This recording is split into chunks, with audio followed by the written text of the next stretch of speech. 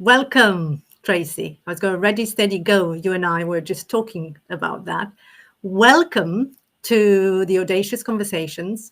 I was so looking forward to this, as to most of the Audacious Conversations.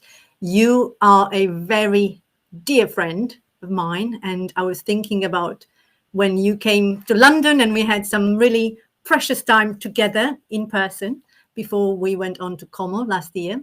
And I'm going to join you in LA, not, in a few months' time. So really looking forward to that. And I was reflecting on, a lot of the things that we have in common, but the words that really have come to mind for me is from that description that I put out there on LinkedIn is it's really the trust, the inner still, and that compassion that you have in you that's very inspiring, certainly for me. Is the whole project about the Audacious Conversations was to have a 2024 of conversations with people who I love, and they really inspire me. So welcome again. And I'd love for you to, well, maybe introduce yourself with something a little bit audacious about you, Well, Tracy. first, Alina, let me say thank you for inviting me to be in part of your audacious conversations. From the minute we first met a few years ago, I have been inspired by the work you've done, the track record of success that you have had, and what you have created in this phase of your career. And so it is an honor and a pleasure to be sharing this time with you. So let me start there. So thank Thank you. you. A little bit about me. Well, I guess I'll start with your question. When I think about what's been audacious, I have been an athlete my whole life. And when I think about this word, I think about when I was 6 years old, swimming around in a pool, diving for pennies, clueless to what I was doing. And somebody said to my mother, she should be on the swim team. And my mom's like, what? What does that even mean? And almost 9 years to that day, I qualified for the US Swimming Olympic Trials. And so when somebody said, hey, you ought to think about doing this, I got into it. And it was a challenging up and down roller coaster getting from age 6 to age almost 16 from when I qualified for those Olympic trials. It really defines kind of who I am and how I've shown up in the world. Was somebody sees something, as that happened in my career, and identified some qualities, and then it's like, yes, I'm going to go chase that, create that dream, and chase and drive for the results that others see and I believe is possible. Oh, fabulous! I love that. And actually, I didn't know that story with the going as early as 6 years old. So, I mean, I'm absolutely fascinated by this connection with high performance and teams and everything that you've sort of learned from that time of sports, because you brought it into, well, I want to follow that thread. Tell me a little bit about once you did all of that qualifying for the Olympics, what happened after? I was faced with the reality of I didn't perform as well as I wanted to on a big stage. And so it was, learning about disappointment. So I qualified just before my 16th birthday, or maybe it was right after my 16th birthday, and had high expectations. And unfortunately, when the Olympic trials came around, I didn't perform as well as I had done to make it to the Olympic trials. And as I look back today, those were some really hard and powerful lessons that I learned, and how I've taken that into my leadership journey. Those emotions and those challenges that felt so difficult at that time really set me up for the path that then I took in my career. And so it was, while I didn't make the Olympic team, wasn't even close to making the US Olympic team, I learned a lot about myself, and I learned a lot about what happens when you set a goal and you don't make it. And so that has happened so many times in my career. And now, as a trusted advisor and thought partner to executive leaders, some are in the sports world, some are not, and they face the same challenges that athletes face every day. And so being able to bring that experience and that lived journey to powerful leaders is really helpful and relatable. Thank you for that. And yes, you absolutely, I mean, I know of you that you are trusted by some of the most powerful people on this planet. And before you became an executive coach, you spent quite a bit of time as well in that world of sport, being trusted in that context. So what's the most audacious thing that you learned through that period before we can bring it into the present? Yeah, one of the most audacious lessons as an executive, I think, is to really think about who you're putting around your inner circle, your leadership team, making sure you've cast the right people in the right roles. And when you haven't, make changes, and so for me, early on in my leadership journey, it was that lesson that I think a lot of people go through as leaders is you don't have to be the smartest person in the room when you're the CEO.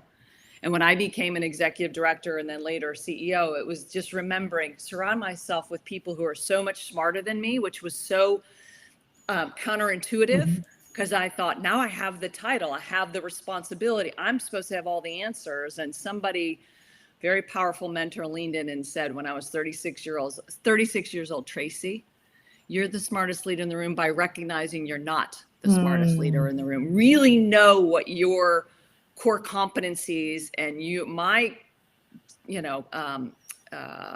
zone of genius is, and play there.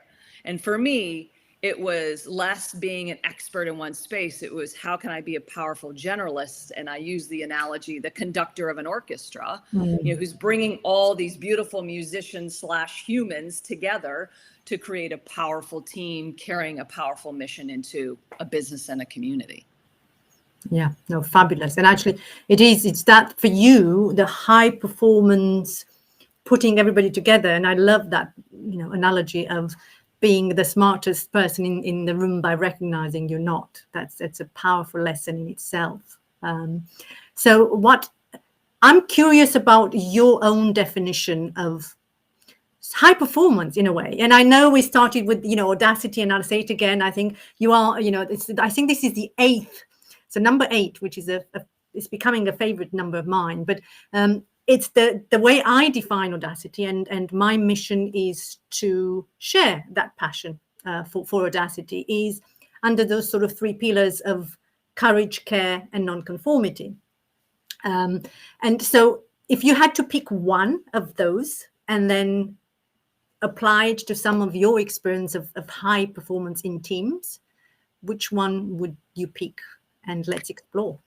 Yeah, it's hard because I think all 3, as you have defined, are very powerful pillars, and it won't work if you remove one, or, all 3 are required to hold up that stool, 3 powerful legs of what audacity looks like. And, if asked to pick one, the one that really feels in this moment landing for me is courage. Really stepping in and believing and trusting oneself around what it looks like to be an audacious and, in my mind, a trustworthy and authentic leader. It takes courage, because I know for me, there's often some script that sometimes can resurface from childhood, from family, from early in my career, that wants to say something to me that would hold me back. And so it's the courage of really questioning those thoughts, questioning that old script, and recognizing, I've been tapped. I have a very deep spiritual belief, and I've been tapped to do these things that have been put in front of me. Believe that, not those limiting beliefs that sometimes surface, or the imposter syndrome that comes up. And I certainly felt that at many different points along my leadership journey. So I come back to that word courage, because when we have courage, anything is possible. Oh, totally. Well, thank you. And I'm curious, we've got, Sylvia, I think, and Rita and Tisian, thank you. There's a lot of good mornings, good afternoons here in London. Obviously Tracey's in LA. So it's fabulous to have you all here. And I can't, for some reason, personally, I can't tell everybody's name on this restream, but I'm acknowledging as they come in. So thank you. And I'm curious, Tracey, if we were to go down a little bit more on that high performance in teams, because that's really a sweet spot, a zone of genius for you. What would be, what is the one thing that really differentiates the big high performing teams from the rest of them? Yeah, I spent some time a few years ago doing research, and I really wanted to go deeper. So I wrote a white paper on what it looks like, what the keys are to unlock a high performing team. And I spent 6 months in conversations with over 40 leaders in all different industries. And it was fascinating because some of it was validating what I thought to be, what my observations, what my experience was around high performing leadership teams, and other themes that just kept coming up. And I thought, okay, there's a few really powerful insights. And one of the most important things for any leadership team is, have you defined what high performance looks like for you? Because what it looked like for me might be different. When I was in the sports space, it might look a little bit different, have a different shade of something for other leadership teams. And so if a team hasn't defined what that looks like for them, it can be pretty tricky. And so it's first defining what that is. And then it's hard for me to hone in on one. There is one, but I came up with sort of the 4 essential keys to unlock high performance. The first one is, and I do believe this is the most important, is I call it irrevocable trust. Really having this foundation of trust, creating the psychological safety is super important, because if you don't have that, there's so many things that happen. There's distrust, there's fear, there's lack of innovation. The second key is embodied expertise. That's what I call emotional intelligence. It goes beyond when you have executives and their communication or legal or HR experts. It's almost an assumption. It's a given, but it's the emotional intelligence. It's the embodied expertise that somebody brings in that allows them to be a leader who can lead others and collaborate. So that to me is the second. The third is what I call invisible diversity. So not only the obvious diversity that we want to see represented on leadership teams, but is there diversity of thought, experience, skill set? And I talked to a leader who said, our challenge is we all come from healthcare. We need to bring somebody in from a completely different industry because we're kind of preaching to the choir when it comes to how we see things. We need different experience. So that to me is really important, the invisible diversity. And then the fourth is almost so obvious, but it surprised me how uncommon this is. And that's aligned purpose. Everybody on that leadership team really needs to be rowing in the same direction, having a shared vision and aligned purpose. And so knowing, and again, through 40 conversations, those 4 continue to be really present. But I say the building block of all of it is trust. Yeah, and I can see, you as a hugely trusted advisor, and you reminded me, of course, you do a lot of work with the teams, and so do we on in some of these corporates. It's that Lencioni model, which I think most people refer to. That's the absolute base, is the trust. Or I suppose the dysfunction is the mistrust. Yeah, and the piece too, in addition to those 4, is high performing teams know they're not perfect, and so they stay curious. Where are our knowledge gaps? Where do we have ignorance? And let's go figure out how we bring someone or bring a consultant or bring new knowledge into a team. So that was the cool thing. It wasn't this arrogance. High performing teams are confident and courageous, but they're also continue to be curious of what are we missing?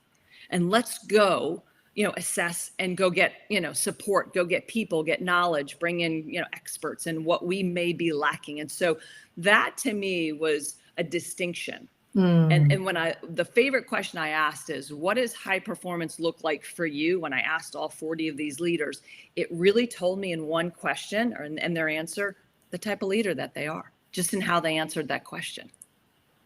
You made me curious now, and I know sort of curiosity. Can you give me an example without giving sort of too much away as when you asked that question? Because I loved your definition of, the invisible diversity.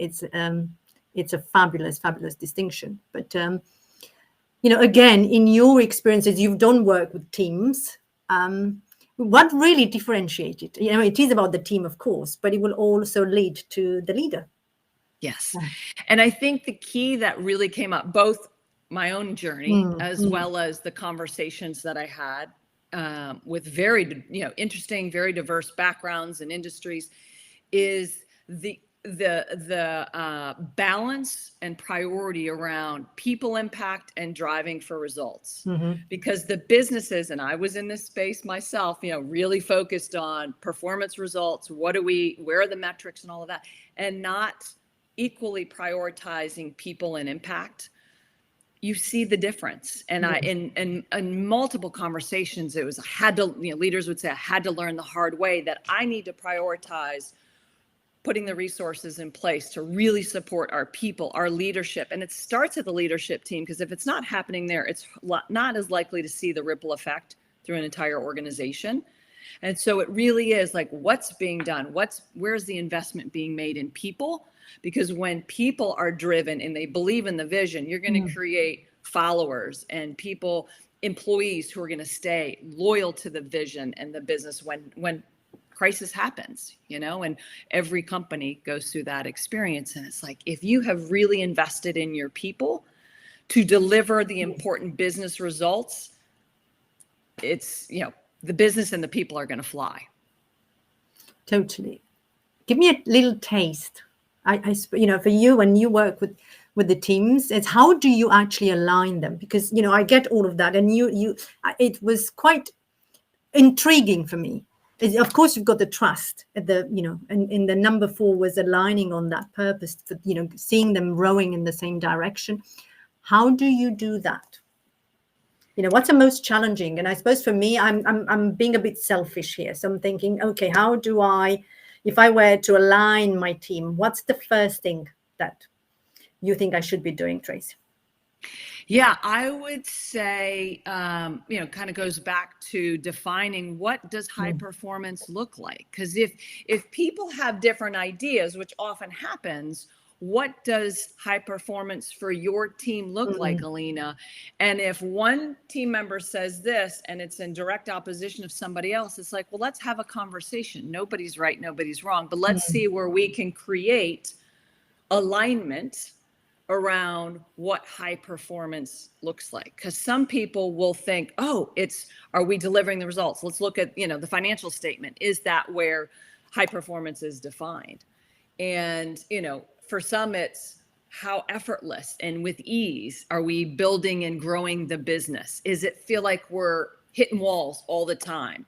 Because, that happens as we grow our businesses. But it's like, if it always feels like we're in contraction, is that what high performance looks like? So for what I do with teams is that's the first thing is let's all talk about, let's brainstorm, and we just put it on, a whiteboard. What does high performance look like? And it really helps bring people together, because you assume people see it the same way you do.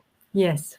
And we know what happens when we make assumptions. And so it really is. It's the communication. It's that aligned sense of understanding. Because then when and you're learning, it's like, okay, then I do a little deeper assessment around what's the trust level like? What's empathy like? Where is the psychological safety? How does the team feel?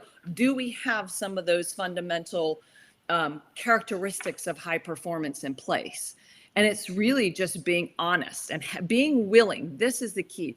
Being willing to have hard conversations as a leadership team is, to me, that healthy question and tension is critical. If everybody's always nice, there's something under the surface. What's the hidden conversation that if it's a leadership team of 6, 2 people are probably having a hidden conversation that is really important. But if they don't trust and feel like they can talk about their own team's blind spots, that's a real problem. Totally. Yeah, no, I love that. And actually, I think it is. That's where your inner still comes all alive, isn't it? It's just like, that sort of hidden conversation. And when you were talking about it, one thing that came to mind, and I know we talked about maybe giving some tips for the audience, but you probably are already aware, but I won't make the assumption, the sort of Tony Schwartz book and the Energy Project, but he's got that quadrant of defining high performance. So for him, the high performance is high energy, but it's also positive energy, interestingly. So it's my own definition of high performance. And what he says, you also need low energy and positive energy, which is the renewal zone. It's making sure because you can't sustain high performance. You can't sustain constantly being in high energy and positive energy. And then you have the other side of the quadrant where you go into negative energy. And when the negative energy is high, is the stress. And when the negative energy is low, it's the burnout. So they're sort of the four quadrants as such. And of course, we experience those, hopefully not burnout, but on a regular basis. So when we ask the question, where are you, on a daily basis or weekly basis? And for me, I have still got this challenge of, being in action, because that's my default, which is high energy. Less so of the renewal, which means I also have to recharge. And I think that's interesting. When you said, how do you define high performance? My immediate default went, action, high, positive. Yeah. And I think, you bring up a very powerful and important distinction around high performance, because as I've gotten to this season of my life, I did struggle, near the end of my corporate career with feeling really burned out. And that impacted my energy, how I showed up, how I was, being able to bring my best self forward. It was harder because I was feeling really tapped out. And so what is so interesting is to kind of come back to what is high performance for me today. It does look different. High performance includes a morning where I'm not in reaction mode. I'm really grounding. My morning routine sets me up. I didn't know what that looked like. I probably, had glimpses of that in my corporate career, but today high performance has shifted. And what's critical, I was just talking about with a friend recently, is who are the people in my life that now mirror what high performance is today? Because I used to look at and surround myself and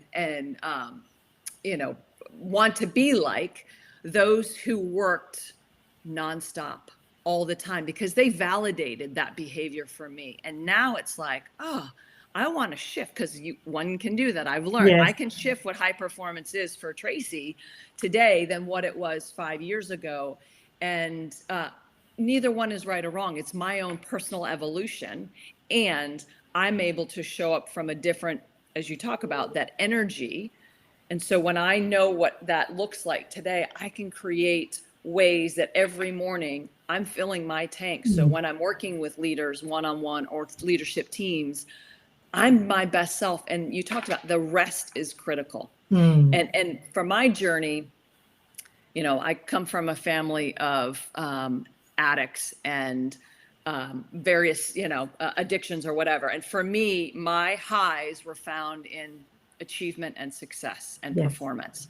And so I have to be very careful. Like, what are those guardrails I put in place so that it's not like, I'm back on that corporate hamster wheel, wanting to succeed, wanting to serve and perform to where it really comes at a cost.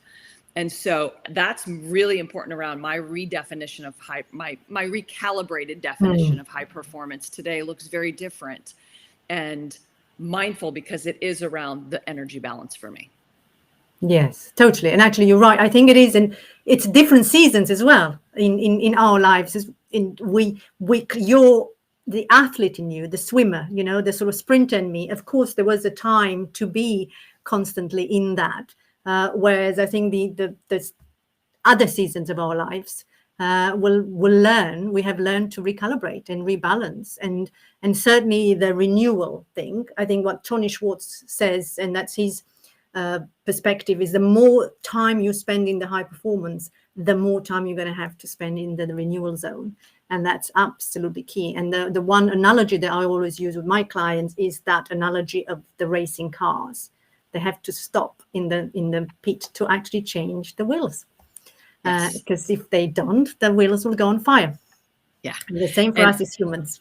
Yeah. And I was in the marathon running industry for a long time, and marathoners don't run 20 miles every day, or run a marathon until they're actually at the marathon. So there's this real ownership, and great leaders know how to manage their energy and recognize, as we know in the community you and I share, is like rest day is an active training day, taking some time, taking some space to like shut the work brain off and be able to, for me, that allows me to have that white space to see new ideas come up, versus if I'm always in that contraction energy of produce, execute, then it's, I'm back on that wheel that doesn't serve me and those who I'm supporting very powerfully.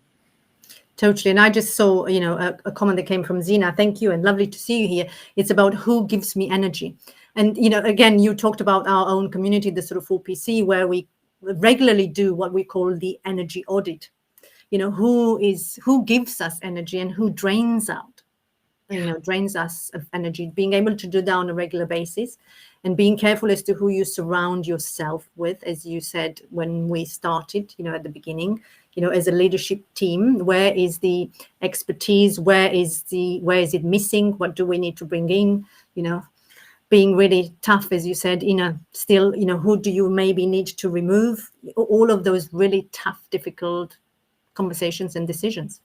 Yeah. And that to me is a real marker of emotional intelligence, is really slowing down and reflecting, who are my role models and what are they modeling for me?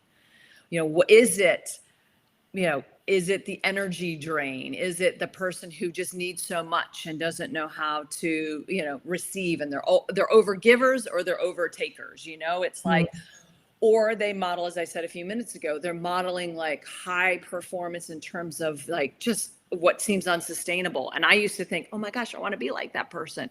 What was that saying about me in that point in my journey? So now it's like really taking inventory of who is in my circle, who am I surrounding myself with that says, Tracey, are you taking that day off? What are you doing to fill your tank? What are you doing so you can be in your zone of genius, powerfully serving other people?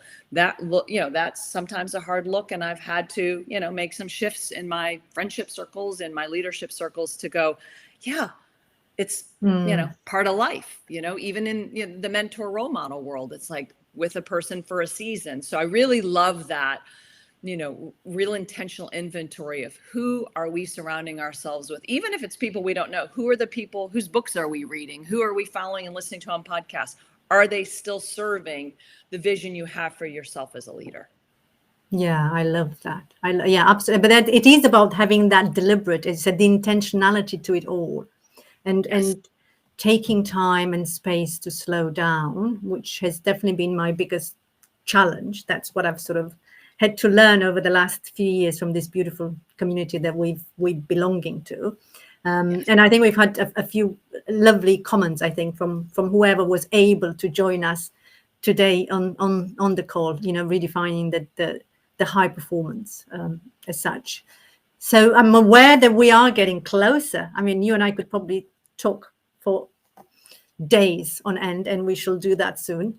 But if you had to leave maybe one tip, what would that be for the audience in terms of, almost summing up our conversation on high performance?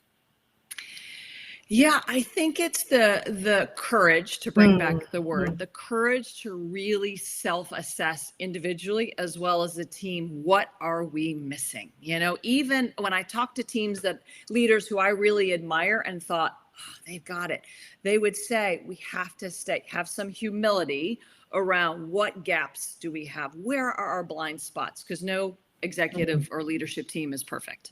And so it's the courage to have the humility to look at what are we missing around high performance, or what got us here won't get us to this next 3-year business plan that we've established. Let's be honest. We need someone different. We need something different. And so to me, it's the courage to continue to look at where are our blind spots around high performance, because that humility will help you be an even greater high performing leadership team. Thank you for that. Yeah, so it's not just the courage, actually, it is humility. And I'm just observing you. For you, courage and humility almost are one and the same. It's like the other side of the coin. So it's courage, humility, and obviously the honesty of all of that. So tell me, if, people wanted to reach out to you to work on high performing teams, which is your zone of genius, how do they find you? Best place is LinkedIn. I think that's the easiest. Rather than giving out an email address, I would just say, reach out, send me a direct message on LinkedIn. And look forward to seeing you, because I know you have your book that is getting published August 22nd. Yes. And hopefully you will be here in London. I'm hoping. I will be. Sorry to speak over you. I will be here to celebrate you and the launch of your book, which everybody who is listening to this needs to order whenever pre-orders are available. Thank you, Tracey. No, actually, pre-orders are already available on Amazon UK. So yeah, if anybody, and it's one of the things actually for me to mention is I have now, and I think I can't remember what I've asked for your permission, but hopefully I can ask live permission from Tracey, is I have also set up a YouTube account where I am now storing all of these great audacious conversations. So if you're okay with that, I'll add it to the ones that are already there, so we can go back to it. And then really looking forward to seeing you in LA before you come to London in August. Yes. Thank you, Alina, for having me, and really enjoy being in your energy and your presence and your audacity. Thank you. Well, thank you. It's been phenomenal to be in your courage and your humility and your honesty. So thank you for joining me. Thank you, Tracey. And thank you, everybody who's been here. I think, thank you. Thank you for being with us.